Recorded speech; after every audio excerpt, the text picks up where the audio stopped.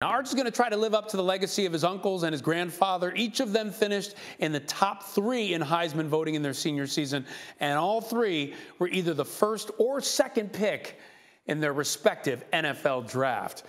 Pete Thamel's been all over this story, and he joins us this morning. Thanks so much for getting up with us, Pete. Pete, what was the deciding factor with Arch in terms of choosing Texas over all these other big schools?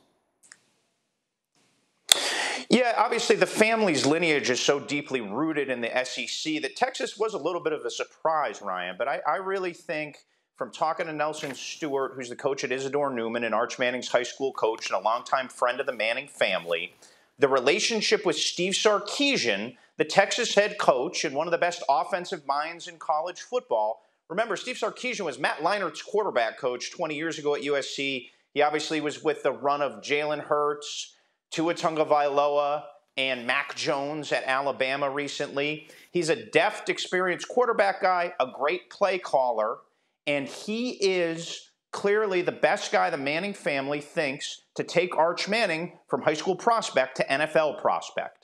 See, I think this is incredible because in many ways, Arch Manning is taking a little bit of a risk. Texas's struggles are well documented this past decade. You got 0 Big 12 titles, only 1 New Year's Six Bowl in the last 12 years.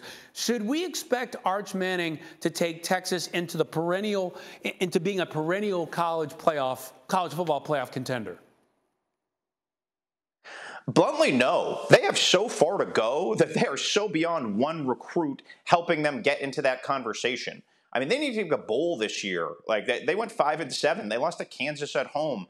The best way to think about the state of this Texas program now, in the moment that Arch Manning has committed, is that they're essentially 3 touchdowns behind Arkansas, which is a middle-of-the-pack team in the SEC. They lost at Arkansas by essentially 3 touchdowns last year. So what Arch Manning does is gives them a building block for SEC competitiveness. He gives them a linchpin, a face of their recruiting, a magnet for other blue chips that can help them build and be competitive in the SEC.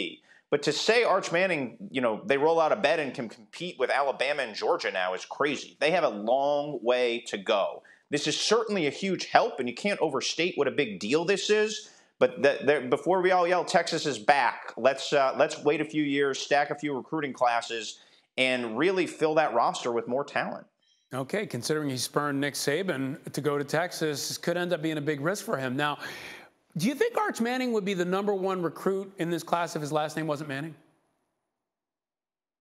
I think that's an excellent question. I think it's a fair question. He would be a top recruit in this class. There's no question.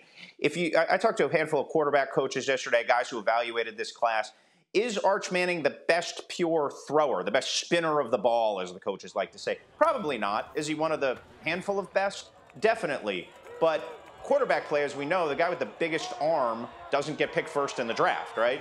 Quarterback play is so much mental, and there's so much nuance reading defenses. And I think Arch Manning's built-in advantage is that, A, he loves football, he's dedicated to it, and he's going to have the mental aspect of the game mastered.